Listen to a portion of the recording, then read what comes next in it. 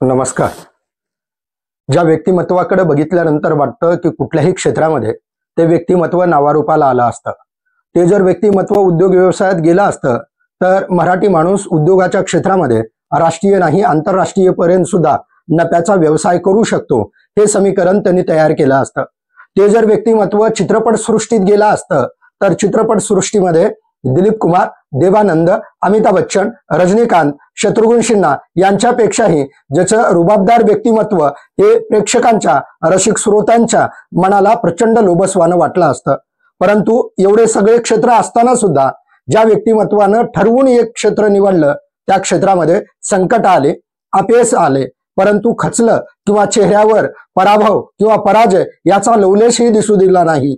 गावच्या सरपंचापासून तर केंद्राच्या मंत्रिपदापर्यंत वाया महाराष्ट्राचं मुख्यमंत्रीपद ज्यांनी भूसवलं तरी सुद्धा सर्वसामान्य कार्यकर्त्याचा हक्कानं फोन उचलणं असेल किंवा नावानिशी कार्यकर्त्याला हाक मारणं असेल किंवा जनतेमध्ये रमणारा नेता म्हणून ज्यांचा उल्लेख केला जावा अशा व्यक्तिमत्वाचा उद्याला जयंती होत आहे. आणि ते व्यक्तिमत्व म्हणजे ज्यांनी एक विचार केला होता की महाराष्ट्रामध्ये सर्वात जास्त मागास असलेल्या मराठवाड्याचा जर विकास करायचा असेल तर मराठवाड्यामध्ये आता कापूस, हापूस आणि ऊस या गोष्टी आल्या पाहिजेत. म्हणजे ज्यांच्या वाणीमध्ये सुद्धा काव्य रचना होती, अलंकारिक शब्द, भारदस्त शब्द, जशी काय सरस्वती ज्यांच्या ओठावरती नाचावी, लक्ष्मी ज्यांच्या घरी गर्भश्रीमंतीनं नांदावी, म्हणजे कुबेर पुत्र, सरस्वती पुत्र. आणि एवढंच नसून तर ज्याच्याकडे विद्वत्ता, चारित्र्य, गुणवत्ता, नेतृत्व, वक्तृत्व आणि कर्तृत्व एवढं असून सुद्धा ज्याने राजकारणामध्ये कधीही दर्जा खालावू दिला नाही आणि साधे किंवा हलके शब्द वापरून कुणाचाही अपमान केला नाही, असा न दुखावलेला राजकारणातला आझाद शत्रू राजकारणी म्हणून विलासरावजी देशमुख यांचा महाराष्ट्राला नव्हे देशाला उल्लेख करावा लागेल. काँग्रेसमधला सर्वसामान्य कार्यकर्त्याची एक प्रतिक्रिया ऐकली की लक्षात येतं की आज जर विलासराव असते तर काँग्रेसला आज महाराष्ट्रामध्ये सत्तेतून कुणी हलवू शकलं नसतं. म्हणजे काँग्रेसमध्ये विलासरावांच्या नंतर अल्टरनेटिव्ह तयार होऊ शकला नाही का? विलासरावांची किमया, विलासरावांची छाप, विलासरावांचं कार्य, विलासरावांचं राजकीय नेतृत्व एवढं प्रभावी होतं की त्या नेतृत्वाच्या समोर बाकीचे नेतृत्व फिके पडावेत अशी अवस्था ज्यांच्या राजकीय कारकिर्दीनं झाली ते म्हणजे विलासराव.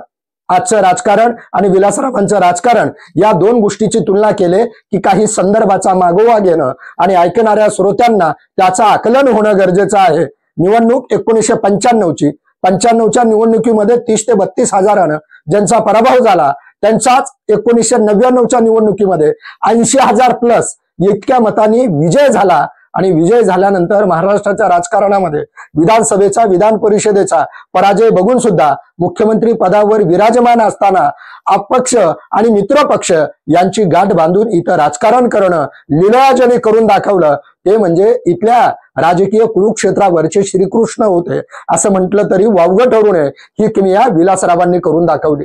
विलासरावांना राजकारणामध्ये काहीही करायचं असेल तर पाडापाडी करायची किंवा कुरघोड्या करायची कधीच गरज लागली नाही. विलासरावांची सभा व्हावी आणि मतदानाची लीड वाढावी एवढी किमया त्यांच्या भाषणामध्ये होती. त्यांचे भाषण ऐकणाऱ्या पत्रकारांना किंवा जाणकार कार्यकर्त्याला कुणालाही ते भाषण कधीही कंटाळवाणं वाटत नव्हतं. विलासराव बोलणारीत म्हणल्यानंतर बैलगाड्या, गाड्या आणि ट्रॅक्टर करून येणारे कार्यकर्ते त्यांच्या सभेची गर्दी बघितली की लक्षात यायचं की गर्दीवर स्वार होऊन आपल्या दिशेनं त्यांचं मतपरिवर्तन करणारा आणि जनतेच्या मनावर अधिराज्य करवणारा राजकीय नेता कसा असावा तर विलासराव देशमुख यांच्यासारखा असावा. फक्त आपलं पक्षच वाढवला नाही, फक्त स्वतःची राजकीय उंची वाढवून घेतली नाही, त्यांनी अनेकांना मोठं केलं. म्हणजे इव्हन इथपर्यंत की विरोधकांशी सुद्धा प्रेमानं मैत्री जपणारा, मित्रप्रेमासाठी महाराष्ट्रभर ओळखलं गेलेलं नेतृत्व म्हणजे विलासराव होते. भावासोबत सुद्धा नातं कसं असावं म्हणजे राम लक्ष्मणाची जोडी म्हणून ज्या रामायणाचा आपण आदर्श घेतो किंवा सांगितला जातो तो आदर्श राजकारणासारख्या अस्थिर क्षेत्रामध्ये दिलीपराव आणि विलासराव या दोन बंधूंचं तितकं विश्वासाचं नातं होतं. म्हणजे मित्रप्रेम, बंधुप्रेम इथपर्यंतच विलासराव ओळखले जात नाहीत तर कुटुंबामध्ये त्रिमूर्ती असलेल्या 3 लेकरांचा एक वात्सल्यपूर्ण पिता म्हणूनही त्यांच्याकडे बघितलं जातं. म्हणजे कुटुंब, बंधू, मित्र, राजकारण, पक्ष, सत्ता, मीडिया या सगळ्या क्षेत्रावर वावरत असताना कधीही कुणासोबत चुकीचं गैरवर्तन केलं गेलं नाही. नव्हे समोरच्याला ब्लॅकमेल करावं, त्याला मजबूर करावं, कायद्याचा बडगा टाकावा आणि मग त्याला देवाय धरणी ठाय करून आपली राजकीय पोळी भाजून घ्यावं असलं राजकारण विलासरावांनी केलं नाही. म्हणूनच की काय विलासरावांच्या राजकारणाच्या मुशीमध्ये तयार झालेले जेवढे काही कार्यकर्ते होते त्या प्रत्येक कार्यकर्त्याला आज जर साहेब असते असं वाटू लागतं किंवा विलासरावावर प्रेम करणारा इथला मतदार आज सुद्धा साहेबाचा नंबर डायल करतो आणि तो नंबर लागत असतो. म्हणजे साहेबांनी त्या काळामध्ये एक स्वतःची खासियत निर्माण केली होती की ज्याला कुणाला फोन करायचा असेल त्या प्रत्येकाचा फोन मी घेण्यासाठी सदैव अवेलेबल आहे. म्हणजे जनतेसाठी मतदारासाठी सदोतीत उपलब्ध असणारा नेता म्हणून विलासरावजी देशमुख यांचा उल्लेख केला जायचा. विलासरावजी देशमुखांची वैशिष्ट्य फक्त राजकीय क्षेत्रापुरतं मर्यादित नाही तर विलासरावांना मीडियांना सामोरे कसं जावं हे सुद्धा माहिती होतं.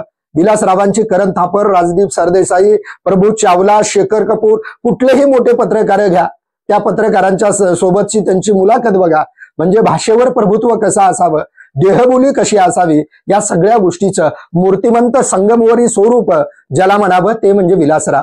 म्हणूनच विलासरावांनी त्यांच्या कुठल्याही बोलण्यामध्ये कधीही कुणाबद्दलचा राग व्यक्त केलेला नाही आणि कुणाचेही राजकारण संपवून स्वतःचं राजकारण बसवावं असं विलासरावांना वाटलं नाही. 95च्या राजकारणात बसलेले त्यांना चटके, ज्या मामुली हा शब्द तो शब्द तरी विलासराव काढला की हसत हसत त्यांच्याकडे बघायचे. म्हणजे विलासरावांना कुठल्याही गोष्टीबद्दल खेद खंत मनातली मनात वाटत असेल पण जगामध्ये त्यांनी कुणाबद्दलही दुस्वास केला नाही किंवा कुणाच्याही विरोधातलं राजकारण करून स्वतःच्या राजकीय सत्तेची पोळी वाजावी असं त्यांना कधीही वाटलं नाही. विलासरावांनी महाराष्ट्राच्या राजकारणात प्रवेश करत असताना लातूर हा ज्या उस्मानाबाद म्हणजे आज ज्याला धाराशिव म्हणतो त्या धाराशिवचा भाग होता. लातूरच्या बाजूला असलेलं त्यांचं गाव म्हणजे बाबळगाव, त्या बाबळगावच्या ग्रामपंचायतीच्या सरपंच पदापासून तर मुंबईला असलेल्या विधिमंडळामधल्या मंत्रालयाच्या 7व्या मजल्यावर मुख्यमंत्र्याच्या खुर्चीपर्यंतचा त्यांचा प्रवास सहज झाला नाही. तो प्रवास करत असताना त्यांना धैर्य, संयम, समजदारपणा, संघर्ष, कष्ट आणि सगळ्यात महत्वाची गोष्ट म्हणजे जनतेसोबतचा सुसंवाद ठेवावा लागला. पक्षांतर्गत किंवा कुठेही सगळ्या गोष्टीवर त्यांना परीक्षेला, संघर्षाला, विरोधाला सामोरे जावं लागलं.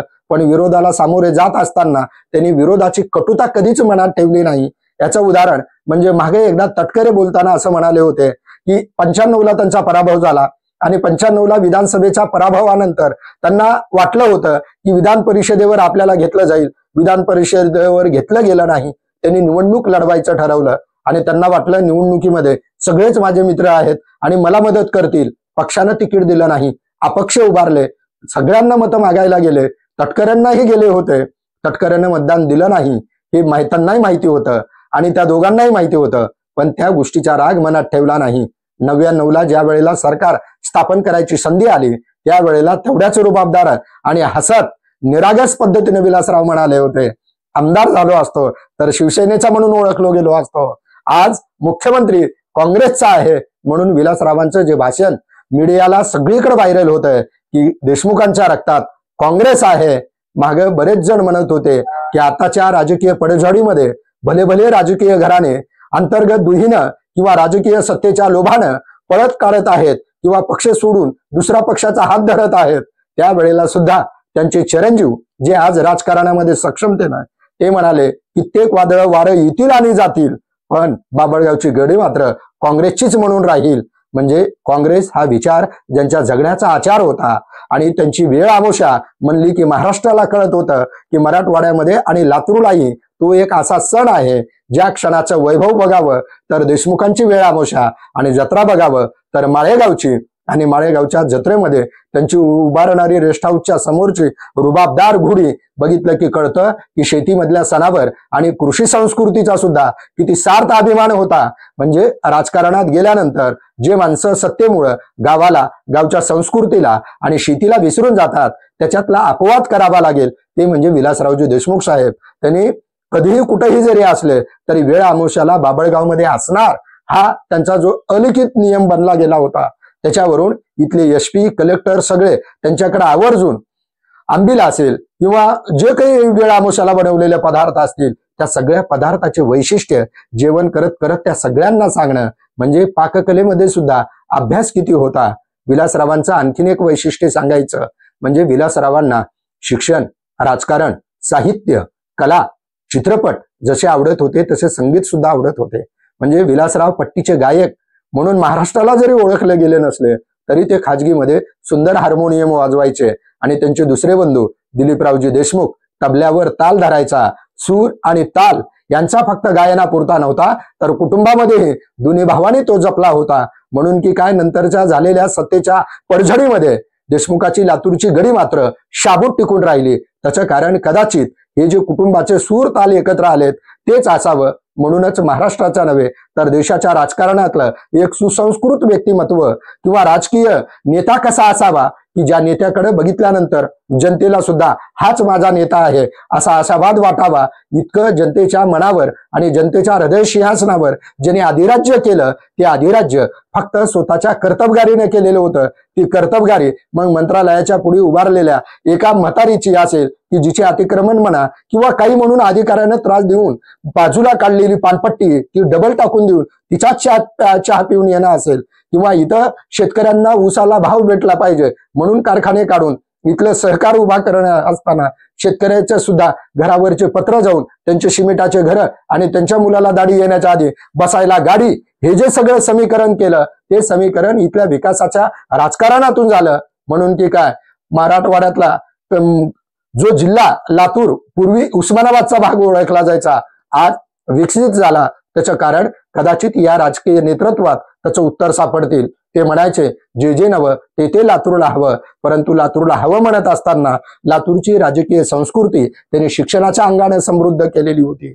म्हणजे राजकारणात राहून सुद्धा ज्यांच्या विचारामध्ये समृद्धता आहे, ज्यांच्याकडे परिपक्वता आहे, ज्यांचं व्यक्तिमत्व भारदस्त आहे, ज्यांच्याकडे सगळ्याच गोष्टी आहेत तरी सुद्धा कुणालाही घालून पाडून बोलणं, अपमान करणं, उपेक्षा करणं, वापर करणं नव्हे त्याला सत्तेच्या जोरावर ब्लॅकमेल करून मजबूर करून स्वतःकडे आणणं असलं कधीही नीच पातळीवरचं राजकारणाचा दर्जा त्याने घसरू दिलेला नव्हता. म्हणून की काय विलासराव आज सुद्धा लोकयात्रा जेव्हा काढली त्या यात्रेमध्ये राहुल गांधींना सुद्धा विलासरावांचाच पुतळा पुढे करावा लागला. कारण जनतेच्या मनातला नेता हे म्हणजे विलासराव देशमुख होते. त्या विलासराव देशमुखांची जयंती आणि त्या जयंतीच्या निमित्तानं आता विलासरावांनी जे काही त्यांना त्यांच्या वडिलांकडून मिळालेला वारसा चांगल्या पद्धतीने पुढे आणून उभा केला होता.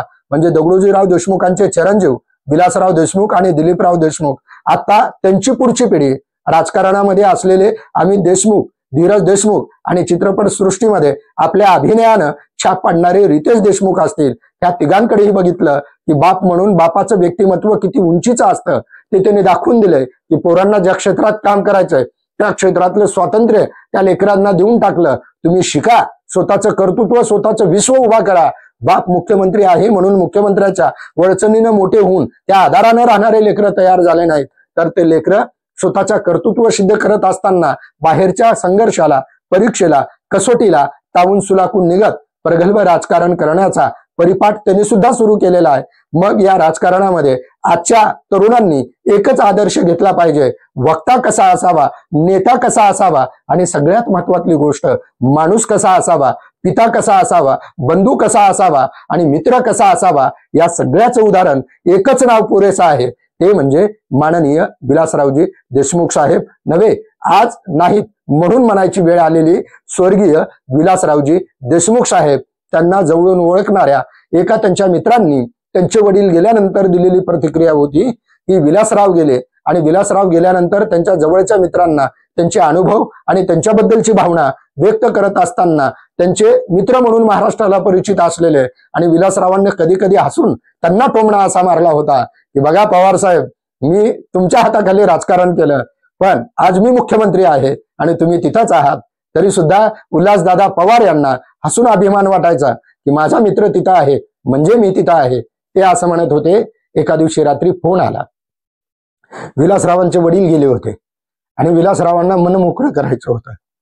उल्हासदादांना फोन करून विलासराव मध्यरात्री सांगतात म्हणजे पोरग मुख्यमंत्री असताना सुद्धा कधीही वर्षा बंगल्यावर न जाणारा बाप आणि मुख्यमंत्री झाल्यानंतर त्या मुख्यमंत्री पदाचा फायदा घेऊन कुटुंबीय काय करत आहात, ह्या दोन गोष्टीतला फरक लक्षात घेतला तर कळतं की एकदा दगडोजीराव आजारपणासाठी मुंबईच्या दवाखान्यात ऍडमिट होते आणि सुट्टी झाल्यानंतर विलासरावांना वाटत होतं की वडील घराकडे यावेत.